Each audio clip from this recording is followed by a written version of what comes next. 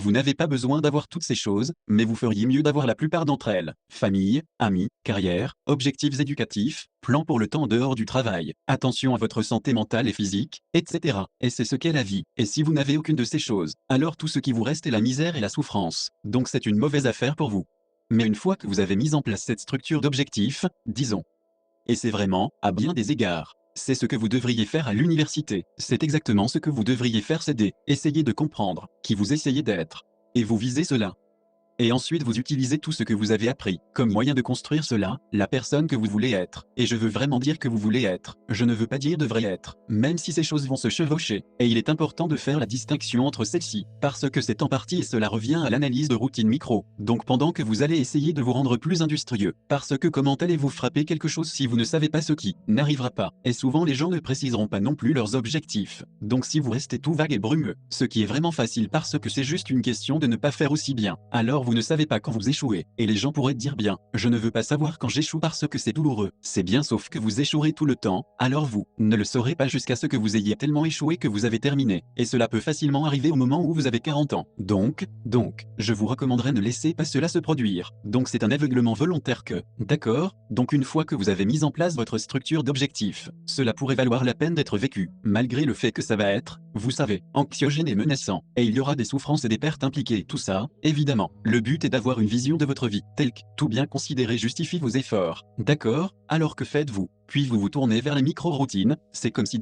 accord c'est ce que je vise. Comment cela s'intensifie-t-il? Au jour le jour, de semaine en semaine, de mois en mois. Et c'est là que quelque chose comme un calendrier peut être incroyablement utile, le calendrier Google. D'accord, alors quelle est la règle avec un horaire? Ce n'est pas une de prison, c'est la première chose que les gens font de mal. C'est bien, je ne vous n'aimez pas suivre un horaire. Bien, je dois faire ça alors je dois faire ça. Et ensuite je vais juste jouer à des jeux vidéo. Parce que qui veut faire toutes ces choses que je dois faire? C'est comme faut établir le d'horaire. Pour que vous ayez le jour que vous voulez, c'est le truc, c'est comme si j'avais demain. Si j'allais le mettre en place, donc c'est le meilleur jour possible que je pourrais avoir. Pratiquement parlant, à quoi cela ressemblerait-il comme? Alors vous planifiez cela. Et évidemment il y a un peu de responsabilité qui va avec ça. Parce que si vous avez le moindre sens, l'une des choses sur lesquelles vous allez insister, c'est qu'à la fin de la journée, parce que c'est une journée stupide. Si vous en avez un tas d'affilée vous allez juste vous creuser un trou, et ensuite vous enfouir dedans. Désolé ce n'est tout simplement pas une bonne stratégie. C'est une mauvaise stratégie, alors, peut-être que 20% de votre journée doit être une responsabilité et une obligation. Et peut-être que c'est plus que cela en fonction de votre retard. C'est responsabilité. Je dois planifier les fichues choses dans. Quel est le bon rapport entre responsabilité et récompense? Et vous pouvez vous demander que tout comme vous négocieriez avec quelqu'un qui travaille pour vous. C'est comme, d'accord, vous avez un travail demain. D'accord, donc je veux que vous travailliez demain et vous pourrez dire, qui rend probable que je travaillerai pour toi? Bien tu pourrais te demander que tu sais, peut-être faire une heure de responsabilité, et jouer à un jeu vidéo pendant 15 minutes je ne sais pas, ce qui tourne votre manivelle mais, vous devez négocier avec vous-même et ne pas vous tyranniser, comme si vous négociiez avec quelqu'un, que vous aimez et que, vous j'aimerais être productif et avoir une belle vie et c'est comme ça que vous établissez votre emploi du temps, et ensuite vous regardez la journée et vous pensez, et vous savez que vous êtes inutile et rebelle, donc vous ne le frappez qu'avec une précision d'environ 70%, mais cela bat l'enfer de 0%, et si vous le frappez même avec une précision de 50%, visez 51% la semaine prochaine, ou 50,5% pour Dieu, parce que vous allez atteindre cette position, où les choses commencent à revenir positivement et monter en flèche. Donc c'est une façon de travailler sur votre conscience, et de planifier une vie que vous aimeriez avoir, et vous le faites en partie en vous référant aux normes sociales. C'est plus que de sauver ton père du ventre de la baleine, mais l'autre façon de faire c'est d'avoir une petite conversation avec toi-même, comme si tu ne savais pas qui tu es, parce que tu sais à qui tu ressembles, tu sais ce qu'on vous dit de ne pas faire ce que vous vous dites de faire. Vous devez l'avoir remarqué, c'est comme si vous étiez un mauvais employé et un pire patron, et les deux travaillent pour vous. Vous ne savez pas ce que vous voulez faire, puis vous vous dites quoi faire, vous ne le faites pas de toute façon. Vous devriez vous virer et trouver quelqu'un d'autre. Vous devez comprendre que vous n'êtes pas votre propre serviteur. Tu es quelqu'un avec qui tu dois négocier, et tu es quelqu'un à qui tu veux offrir l'opportunité d'avoir une belle vie. Et c'est dur pour les gens parce qu'ils ne s'aiment pas beaucoup.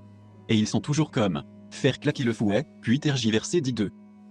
Et c'est comme Dieu, c'est tellement ennuyeux et une façon tellement pathétique de passer votre temps. Et vous savez ce que c'est, parce que vous perdez probablement environ 6 heures par jour. Et je pense que nous a fait un calcul économique à ce sujet il y a quelque temps. Votre temps vaut probablement $50 de l'heure. Quelque chose comme ça, je veux dire que, donc c'est du temps d'investissement. Ce que vous faites maintenant va multiplier ses effets à l'avenir. Donc disons que c'est $50 de l'heure ce qui est parfaitement raisonnable. Donc si vous perdez 6 heures par jour et vous l'êtes, alors vous gaspillez environ $2000 par semaine et environ $100 000 par an. Vous devez savoir ce que vaut votre de temps. Alors disons que ce n'est pas $50, c'est $30, Peut-être que c'est 100. C'est quelque part dans cette fourchette. Une des choses que vous devriez vous demander est, quand vous passez une heure c'est bien, et, si je payais quelqu'un $50 pour avoir eu cette heure? Et si la réponse est non, alors peut-être devriez-vous faire autre chose avec votre temps. Dépend si vous pensez ou non que votre temps en vaut la peine. Mais la chose amusante à propos de ne pas supposer que, ce qui se passe, c'est que vous ne restez pas assis au hasard dans un état de responsabilité listé le bonheur. Ce que vous faites, c'est que vous souffrez existentiellement. Et donc cela semble être une solution stupide. Vous savez, si vous prenez des gens, et vous les exposez volontairement à des choses qu'ils évitent, et dont ils ont peur, qu'ils savent qu'ils doivent surmonter pour répondre à leurs objectifs autodéfinis. Si vous pouvez apprendre aux gens à se dresser face aux choses dont ils ont peur, et vous ne savez pas quelles sont les limites supérieures à cela, parce que vous pourriez vous demander comme, vos propres définitions, dans la structure de valeur que vous avez créée dans la mesure où vous l'avez fait, à quoi ressembleriez-vous?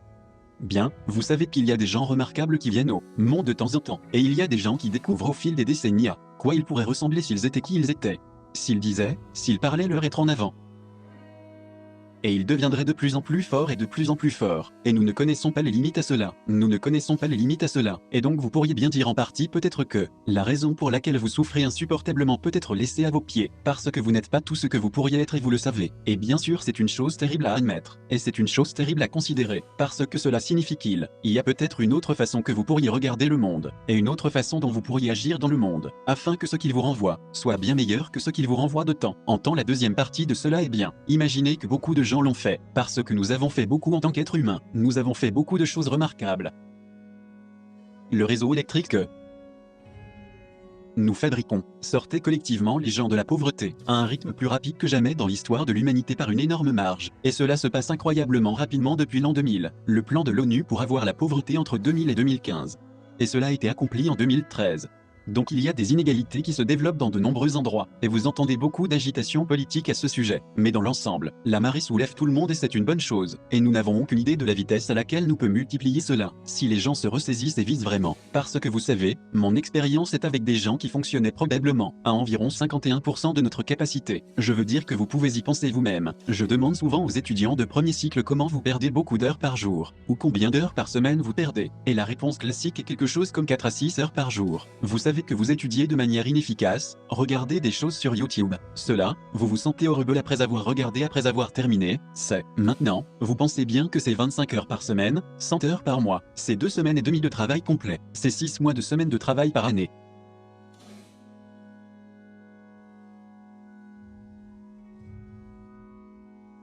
Et tu le fais en ce moment et c'est parce que tu es jeune, gaspiller $50 000 par an est une bien plus grande catastrophe que ce ne serait pour moi de le gaspiller parce que je ne durerai pas aussi longtemps. Et donc si ta vie et ce n'est pas tout, vous pouvez vous demander ce qui se passerait si vous cessiez de gaspiller les opportunités qui s'offrent à vous. Vous seriez, qui sait à quel point beaucoup plus efficace, 10 fois plus efficace, 20 fois plus efficace. C'est la distribution de Pareto. Vous n'avez aucune idée de l'efficacité des gens. C'est hors des tableaux.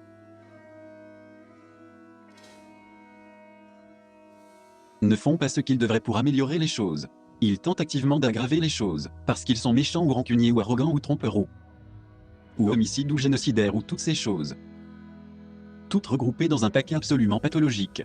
Si les gens arrêtaient vraiment d'essayer juste d'aggraver les choses, nous n'avons aucune idée à quel point ils s'amélioreraient juste à cause de cela. Donc il y a cette dynamique étrange qui fait partie du système existentiel d'idées, entre la vulnérabilité humaine, le jugement social, qui sont tous deux des causes majeures de souffrance, et l'échec des individus à adopter la responsabilité qu'ils savent qu'ils devraient adopter. Et c'est ce qui est intéressant aussi, c'est que, et comme, l'autre chose que j'ai souvent demandé à mes cours de premier cycle, c'est, vous savez, il y a ça l'idée que les gens ont une conscience. Et vous savez ce qu'est la conscience, c'est ce sentiment ou cette voix que vous avez dans votre tête, juste avant de faire quelque chose que vous savez stupide de vous dire, que vous ne devriez probablement pas faire cette chose stupide. Vous n'avez pas à l'écouter assez étrangement, mais vous allez de l'avant et faites-la quand même et puis bien sûr, je le ferai si ça arrivait par accident.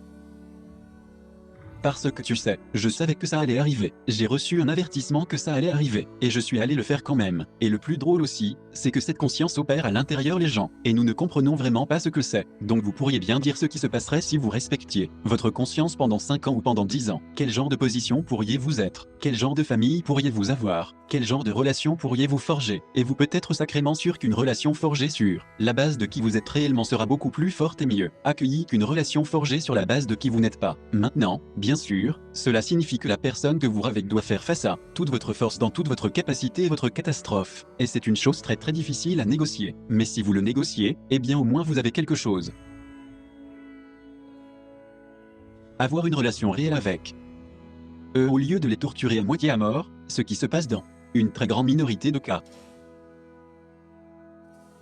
Eh bien c'est plus que ça aussi et c'est ce avec quoi je vais conclure. Et c'est pourquoi je voulais introduire les réseaux sociaux comme vous. Voyez parce que ce n'est pas seulement que votre destin dépend de si vous vous ressaisissez ou non et dans quelle mesure vous décidez que vous allez vivre votre propre être authentique. Ce n'est pas seulement votre destin, c'est le sort de tous ceux avec qui vous êtes en réseau. Et donc vous savez que vous pensez bien, il y a 7 milliards de personnes dans le monde.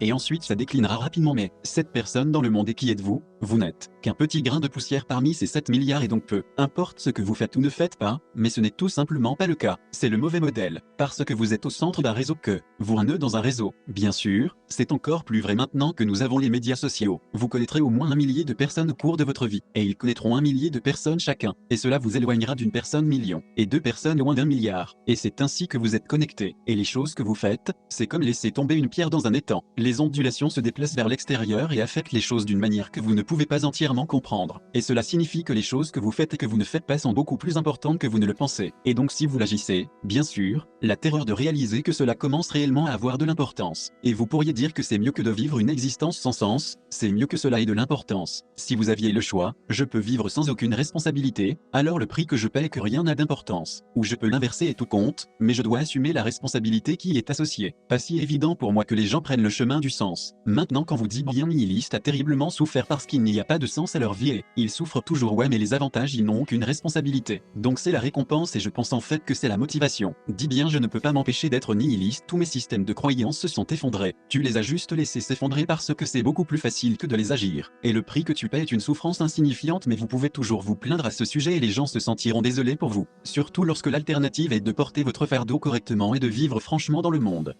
Ce que Solzhenitsyn a compris étant de gens, au XXe siècle ce n'est pas seulement lui-même s'il est le meilleur exemple c'est que, si vous vivez une vie pathologique vous pathologisez votre société. Et si suffisamment de gens le font alors c'est l'enfer. Vraiment, vraiment.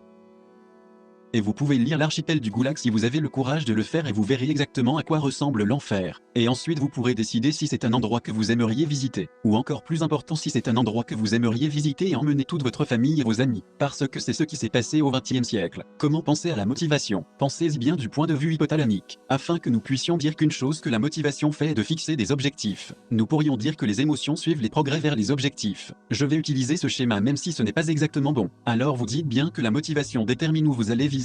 Donc si vous avez faim, vous allez viser quelque chose à manger, de sorte que vous annuliez tout ce qui n'est pas pertinent pour cette tâche, qui est presque tout. Vous vous concentrez sur ces quelque chose qui vont faciliter votre mouvement vers l'avant lorsque vous rencontrez ces choses qui produisent une émotion positive. Et vous voyez que les choses se présentent qui facilitent votre mouvement vers l'avant. Ces choses provoquent une émotion positive. Et si vous rencontrez quelque chose qui vous gêne, cela produit une émotion négative. Et cela peut être comme une menace parce que vous n'êtes pas censé rencontrer quelque chose qui vous gêne. Frustration, déception, chagrin. Cela le ferait si vous aviez une réponse aussi sérieuse à un obstacle. Vous savez, alors vous descendez les escaliers et l'entreprise contractante lance une boule de démolition votre cuisine. C'est comme si ça allait être décevant. Vous n'allez pas continuer à manger le sandwich au beurre de cacahuète dans les décombres. Ce petit cadre va être puni et un nouvel objectif va apparaître à la place. Et vous savez, l'une des choses que nous allons essayer de régler est de savoir comment décidez-vous quand vous avez rencontré un obstacle si grand que vous devriez simplement arrêter et, vous savez, vous pouvez entrer assez facilement dans la persistance contre-productive. Donc, nous ne savons pas comment les gens résolvent ce problème, c'est vraiment compliqué. Alors de toute façon nous allons travailler sur ce scénario. Votre hypothalamus apparaît micro des objectifs qui sont directement pertinents pour la survie biologique, qui produit un cadre de référence.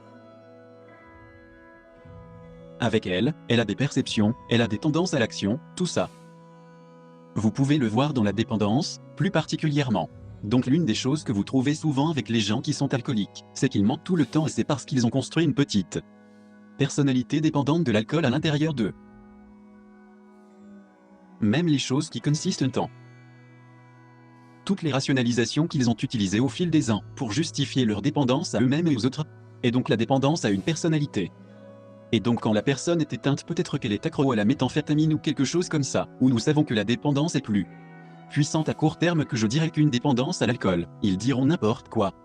Et les mots ne sont que des outils utilisés pour atteindre l'objectif. Et s'ils se produisent être trompeurs, peu importe, ce ne sont que des outils pratiques pour atteindre le but. Puis lorsque vous vous dirigez vers le but et que vous prenez une bonne dose de méthamphétamine ou quelque chose comme ça, la prochaine fois que vous êtes encore meilleur trompeur et menteur, alors d'accord, nous allons dire les motivations. Tout un cadre d'interprétation.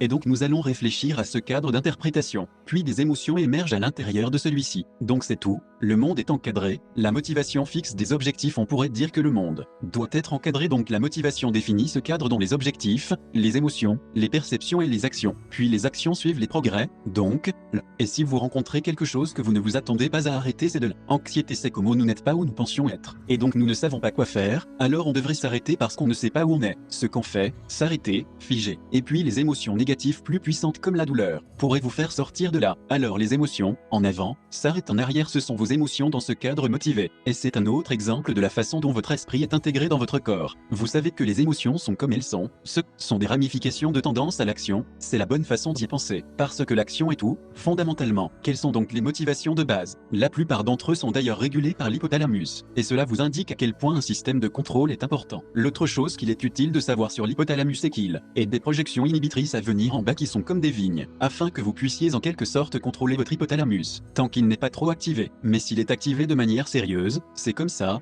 gagne. Donc en partie ce que vous faites pour vous empêcher de tomber sous le dominion de votre hypothalamus, et de ne jamais être n'importe où il est nécessaire d'agir. Vous ne voulez pas entrer dans un bar de motard, parce que vous pourriez vous retrouver dans une situation d'agression défensive. Paniquée est immédiatement nécessaire. Tu ne veux probablement pas tu ne veux pas la panique, tu ne veux pas la terreur, tu ne veux pas le combat frénétique. Tu ne veux rien de tout ça, tu ne veux pas avoir à t'enfuir dans une panique absolue. Donc vous n'y allez tout simplement pas. Et une grande partie de la façon dont nous régulons nos émotions consiste simplement à ne jamais aller n'importe où nous devons les vivre. Et donc cela a très peu à voir avec le contrôle inhibiteur interne, et tout à voir avec le fait de rester où vous appartenez. Le mythe de la maladie mentale de Thomas Szasz, c'est un classique, vous devriez le lire. Si vous êtes intéressé par la psychologie, lisez-le. Et il a dit en gros que la plupart des gens ont des problèmes dans la vie. Ils n'ont pas de problème psychologique. Et j'ai donc très souvent vécu, malgré mon amour pour les psychanalystes, ce que je fais en tant que thérapeute, c'est aider les gens à avoir une vie qui fonctionnerait. Et vous pouvez paramétrer que c'est comme ça besoin que diriez-vous d'amis, des gens comme ça? Que diriez-vous d'une relation intime avec quelqu'un en qui vous pouvez avoir confiance et qui a peut-être un avenir? Ce serait bien. Que diriez-vous d'une carrière qui vous met dans une hiérarchie dominante quelque part? Donc au moins vous avez une possibilité d'ascension, et une possibilité de vous stabiliser, et un horaire dans un routage, parce que personne ne peut vivre sans routine. Oubliez simplement que, si vous n'avez pas de routine, je vous recommanderais d'en faire une, parce que vous ne pouvez pas être en bonne santé mentale sans une routine. Vous devez choisir une heure pour vous lever, quelle que soit l'heure que vous voulez, mais choisissez-en une et respectez-la, parce que sinon vous dérégulez vos rythmes circadiens et ils régulent votre humeur. Et mangez quelque chose le matin. J'ai eu beaucoup de clients qui souffraient de troubles anxieux. J'ai eu un client qui était littéralement affamé, fille très intelligente. Elle, il y a très peu de choses qu'elle aimait, elle essayait en quelque sorte de subsister comme une demi-tasse de riz par jour. Elle est venue me voir et m'a dit, je n'ai pas d'énergie, je rentre à la maison, tout ce que je veux faire, c'est regarder le même film encore et encore, c'est bizarre. Et j'ai pensé que cela dépendait de la force avec laquelle vous travaillez, vous savez, ce soit familier, vous cherchez du réconfort. Alors j'ai fait une analyse de son alimentation, c'est comme 3/4 de tasse de riz, c'est comme si vous mouriez de faim. Mange quelque chose, tu sais, tu te sentiras mieux. Alors elle a modifié son alimentation et toute son anxiété est partie et elle a eu de l'énergie. Comme ouais, tu dois manger. Alors, programme, c'est une bonne chose mec, ton cerveau t'en remerciera. Cela stabilisera votre système nerveux.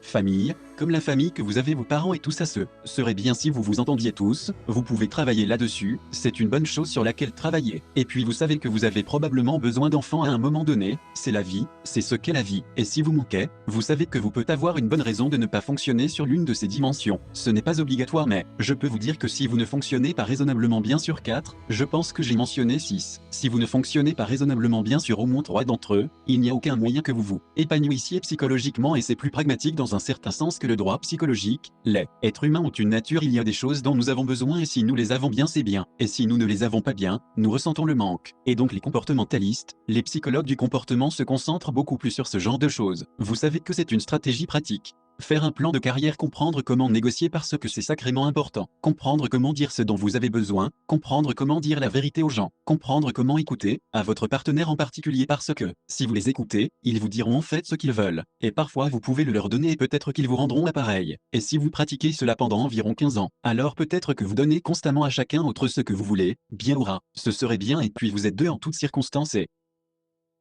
il vaut mieux avoir deux cerveaux qu'un. Parce que les gens pensent différemment à cause de leur tempérament principalement. Et donc la négociation est là où la sagesse surgit et cela fait partie de la transformation. La transformation psychologique qui accompagne une relation intime est l'un des objectifs fondamentaux d'une relation intime à long terme.